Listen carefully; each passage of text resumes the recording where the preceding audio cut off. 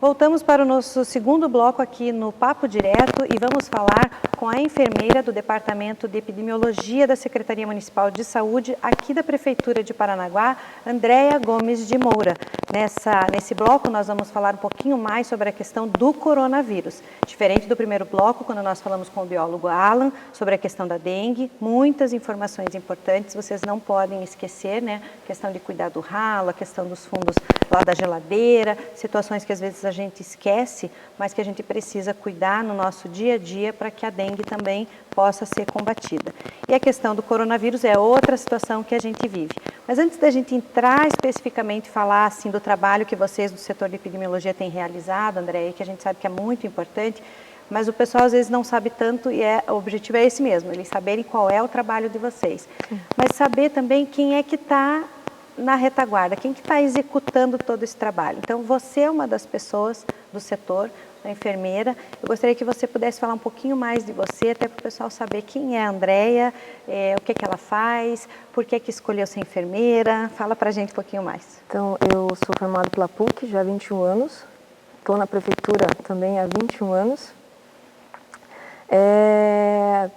Eu entrei na faculdade com 17, né, bem novinha. Então eu escolhi mais porque eu gosto da área da saúde mesmo, né. Então de lá para cá, daí eu trabalhando só na prefeitura e dando aulas também no Senac, na Exupar, né. Hoje eu dou aula só na Exupar. Conhece bem, então, pelo menos, sempre trabalhou no setor de epidemiologia ou já atuou em algum outro setor da secretaria? Há 15 anos eu fiquei na atenção primária e estou há 6 na epidemia. Essa questão de você ter essas diferentes experiências, elas acabam agregando muito para a gente, para poder até conhecer um pouquinho mais da estrutura de saúde e poder ajudar, né? Sim, isso ajuda bastante. Quanto mais experiência a gente tem, é melhor. Essa questão da visão, de saber como é que a gente vai planejar, como é que vai conseguir trabalhar. Andréia, a questão o termo barreira epidemiológica, vamos explicar para o pessoal o que é que significa isso? Então, como é que está funcionando na questão do coronavírus? Até deixa eu falar um pouco da minha equipe também, né? Isso. A epidemiologia ela é composta por técnicos de enfermagem, né? A gente tem os 3, 4 técnicos de enfermagem, nós temos os administrativos. Hoje, para ajudar, entrou também os terapeutas ocupacionais, físio e fono, que eram do João Paulo, e agora estão com a gente, que faz essa questão do monitoramento. Então, quem está ligando para eles também são esses profissionais que fazem o monitoramento diário. Então, é uma equipe agora que está crescendo. E temos também o infectologista que entrou esse ano. E a epidemia ela não trabalha sozinha, né? Ela trabalha junto também com a atenção primária, que a gente tem que ter esse elo para a gente poder trabalhar, fazer a questão da prevenção, do monitoramento, das visitas domiciliares e sabendo também seus pacientes também. Não só com a atenção primária, como com os hospitais, clínicas e laboratórios, né? Então, a gente não trabalha sozinho, é um conjunto. Com certeza. E quando a gente detecta um paciente foi fazer o exame, fez pelo LACEN, deu positivo, nós entramos em contato com esse paciente, né, dizemos que ele deu detectável, e a gente pergunta para eles quais são as pessoas que ele teve contato, por onde ele andou, onde ele trabalha.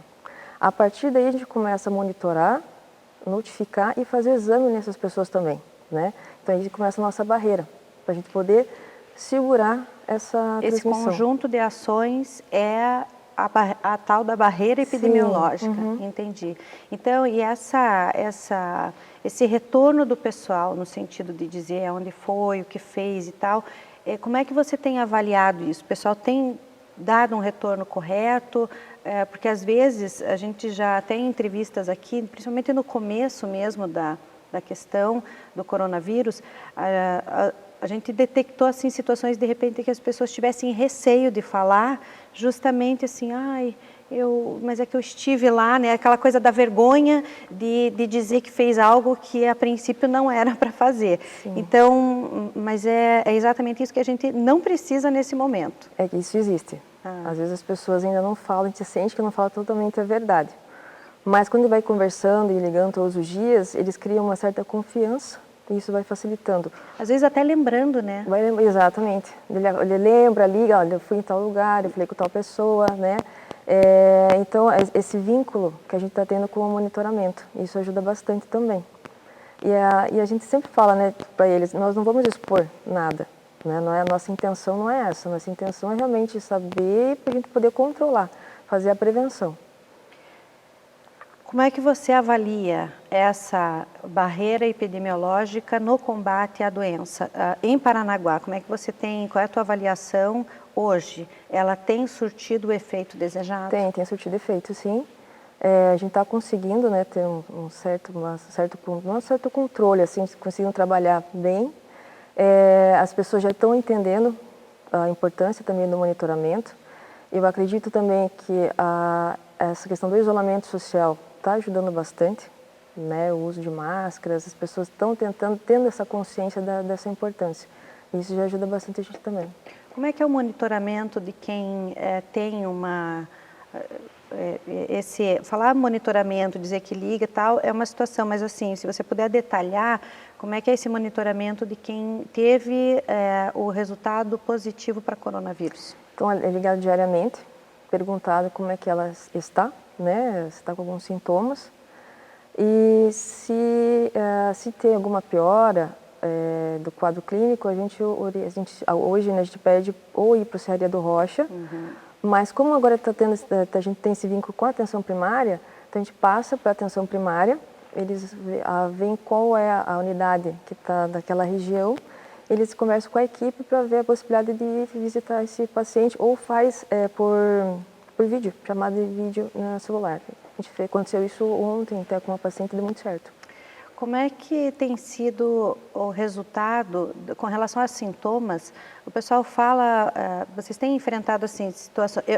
Eu entrevistei um casal e eles mesmos tiveram assim duas situações, um com sintoma, o outro ela assintomática. E inclusive fazer o registro aqui, lembrar, né, uma coisa que o Eberton falou, que foi assim que ele das ligações, da constante cuidado, né, do pessoal ligando 2 vezes por dia, dando orientação inclusive para alongamento, aí você falando da equipe dá até para entender, né, porque é que de repente, então quem que já passou orientação e falando da questão do alongamento, do repouso, nesse alongamento até o que fazer para não exagerar e tal, e foi bem bacana ele contar essa experiência. Nas demais pessoas que têm dado positivo, o que é que vocês têm percebido? A maioria tem sintoma ou tem muita gente assintomática? Nós temos pessoas com sintomas leves. Então, assim, às vezes a pessoa acha que não tem nada porque é uma gripe. Eles falam assim, é uma gripe. Eu não tenho, como é que deu positivo? Eu só tive uma gripe. Mas é um sintoma de gripe, né? Você não pense que vai ter uns sintomas, que vai ter uma febre de 40 e vai parar no hospital. Não é assim, é realmente um sintoma de gripe. Alguns têm apenas uma coriza, alguns têm apenas uma tosse seca ou uma dor de garganta. A gente faz o exame, que é o líquido sintomático que a gente fala, né? Dá positivo. Então, a gente não pode dizer assim, eu não tenho nada, só tenho uma gripe e vou deixar assim. Não, tá com um sintoma, procura para fazer o exame. Então, essa questão do exame e sintoma, então... Para fazer o exame, o ideal é que esteja apresentando algum sintoma. Não adianta assim, só porque de repente acabou não fazendo isolamento porque tinha que trabalhar, resolve lá fazer o exame e tem como fazer. Não é bem assim. Não. Quando a gente faz o monitoramento, a gente avalia quem essa pessoa teve o contato direto, que a gente chama, né? Essas com certeza já vão fazer. Contato direto, que ficou 15 minutos à frente da pessoa sem respeitar a distância, sem uso de máscara, ou teve contato direto, que é aperto de mão, ou ficou numa sala fechada, sem uma ventilação por mais de 15 minutos, né? Ou mora com a pessoa. E a gente pergunta quais sintomas que você tem. Tá. Né? Você está com alguns sintomas, não tenho febre, não tem febre, mas você tem um espirro, você tem uma coriza, né? A gente já orienta também a procurar fazer o exame. Se a pessoa for assintomática e for também no médico, o médico falar, é assintomático, você pode trabalhar por 14 dias, né? Vai continuar trabalhando, né? E nesse período de 14 dias, a gente vai monitorar mesmo assim, mesmo sendo assintomático. A gente monitora porque você pode desenvolver alguns sintomas. Se desenvolver, a gente já encaminha também para fazer o exame. Então, esse monitoramento vai ter. E como é que é realizado o exame? O pessoal fala, né, não tem só um tipo de exame, que tem a questão, não sei se faz exame de sangue, eu sei que tem inclusive quando não tinha o exame o kit de exames para fazer, o pessoal, na dúvida, até fazia, acho que uma tomografia, né?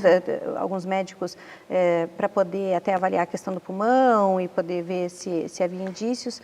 E me fala um pouquinho da questão dos exames. O que nós fazemos é o SWAB, né? Como é feito no Serraria do Rocha também, e dependendo da situação, se é um idoso, né? A pessoa não pode sair de casa, a gente faz a domicílio também. A gente tem uma enfermeira que também faz a domicílio. Como é que ele acontece? Como é que ele é feito? Então, a gente chega na casa da pessoa, ou na unidade, separamento, né? Primeiro faz uma ficha de notificação, tem que notificar, pegar os dados, os sintomas, né? Para onde viajou, se tomou vacina da gripe, o contato. A gente vai separamentar. Aí, ali não dói, ele não machuca, as pessoas têm medo disso. Ele é o incômodo. Então, eu ouvi dizer que dói, então você está dizendo que não dói, tá não, bom? Eu já fiz em mim mesmo. Pode falar, sentir, com certeza. E aí são 3 swabs e um frasco que a gente chama de meio de transporte viral, tá? Esse aqui eu só trouxe para demonstrar o tubinho, mas ele não é o meio de transporte mesmo, tá? Que fica congelado. E são 3 swabs, que a gente chama de 3 cotonetes, tá? Então, Tá, e esse cotonete coloca no nariz? Sim, vai um na narina direita, um na esquerda e um na garganta. Ah, por isso que deve ser incômodo mesmo, né? Incômodo. Não é algo que a gente está acostumado, natural. Então, aqui, ó, ele é um pouco flexível, pontinho do algodão. Então, a gente pede para a pessoa sentar, fica tranquila, eleva a cabeça, a gente avalia, né, coloca na narina, penetra, né? Sente a resistência, gira um pouquinho para pegar o material, coloca aqui no frasquinho, né? A gente coloca dentro do frasquinho, fica aqui. Aí pega o terceiro na narina esquerda, vê o quarto, abre a garganta para a gente ver aqui o fundo e coleta. O que você vai sentir? Uma ardência que dá vontade de lacrimejar, uma vontade de espirrar e quando é na garganta aquela ânsia, né? Ou tosse. Tem pessoas que são bem resistentes, tem pessoas que bem tranquilo. É como aquele da plaquinha do médico, né? Que vai olhar abaixo, tem que abaixar a língua para olhar a garganta, é desconfortável. Exatamente. Então, assim, é algo desconfortável, mas ele não dói, não machuca e é rápido de fazer. Tá. Então, é tranquilo. Por que precisa, por exemplo, colocar assim tão lá em cima, de repente você pode, na narina, aqui na parte de baixo, fazer uma coleta? É que é mais fácil para a gente visualizar, que tem pessoas que têm desvio de septo, né, também, a gente não consegue ver direito. Então, se você só inclina um pouco para trás, para a gente visualizar bem, aí vai até o final para a gente poder pegar a secreção. A gente não quer a sujidade, quer a secreção das células lá de trás. Entendi. É bom até explicar justamente por conta disso. É uma curiosidade, de repente outras pessoas podem não ter, outras em compensação querem entender, né, para poder saber como é que funciona e o porquê, né, de determinadas situações, já que a gente tem essa oportunidade de poder tirar dúvida. Sim. André, como é que você avalia, para a gente até fechar essa questão do atendimento, da questão epidemiológica, como é que você avalia o trabalho da epidemiologia nessa guerra, nesse combate ao coronavírus? O trabalho da epidemia é essencial. É ela que vai dizer onde está o foco, o problema, como a gente fazer essa prevenção, como a gente conseguir segurar, a gente que vai dar os dados, por isso é importante ter as notificações. Né, essa notificação que a gente vai conseguir saber quantos casos nós temos, aonde que ele está, né, como é que está sendo essa questão do coronavírus na cidade, ter esse termômetro. Porque a questão até da gente saber da região, por exemplo, para a questão da dengue, você começa a identificar, por exemplo, focos. Mas no corona é complicado, né? A pessoa mora no Valadares, mas trabalha lá no Parque Agário, ou vai lá mora lá no Samambaia, trabalha aqui no centro. Sim. E de repente só que pelo menos acho que é possível, quem sabe, monitorar de repente esse círculo, onde o vírus está circulando. Onde está circulando. Saber de que forma. Quais são, vocês, nesse monitoramento, sabem assim, quais são as formas de contágio mais frequentes? Porque a gente sabe, por exemplo, tem a ver com o comprimento mesmo, com a falta do cuidado, do uso da máscara, ou às vezes realmente não tem como saber, pode ter sido no contato de qualquer superfície, depois ele veio, ou não, é essa questão interpessoal mesmo que está sendo o mais considerado, o mais percebido no processo? Às vezes é uma falta de cuidado ainda. E as pessoas, assim, a gente tem que ter consciência de que o uso da máscara é importante, mas também a lavagem das mãos é de extrema importância, né? Porque chegar em casa, ter o hábito de lavar as mãos, de chegar em casa, já tirar a roupa e tomar seu banho. Se você está com alguns sintomas de gripe, coriza, usar máscara em casa, ainda mais se você tem um idoso, uma criança, ter esse cuidado, ter essa consciência, né? Porque a gente esquece que na casa da gente pode levar o vírus através das nossas mãos. E essa questão da lavagem das mãos, do cuidado de passar o álcool nas superfícies, deixar o ambiente ventilado, de não ter aglomerações, porque a gente vê no supermercado, tem as marcações. Isso. Só que na fila todo mundo fica amontoado. Não, né? Ou usa máscara, mas com o nariz para fora e tampando a boca. Que não resolve. Não resolve nada. Então, é isso que está dificultando a gente também. Eu confesso que se eu estou na fila do supermercado e alguém chega muito perto, eu já olho com cara feia, porque eu já mantenho a distância do que está na frente para poder meio que, olha, estou aqui dando exemplo, estou mantendo a distância, mantenha a distância de mim também, né? Vamos nos proteger. Essa distância de 2 metros é importante. Andréia, para finalizar esse bloco, deixa uma mensagem, aquilo que você acredita também ser muito importante, né, para a gente poder deixar de registro e o pessoal também não esquecer com relação a essa questão da pandemia. O coronavírus está aqui na cidade, né, já é uma transmissão comunitária, a gente já sabe. Então os cuidados tem que ter, a gente não pode relaxar, porque se a gente relaxar vai ficar pior.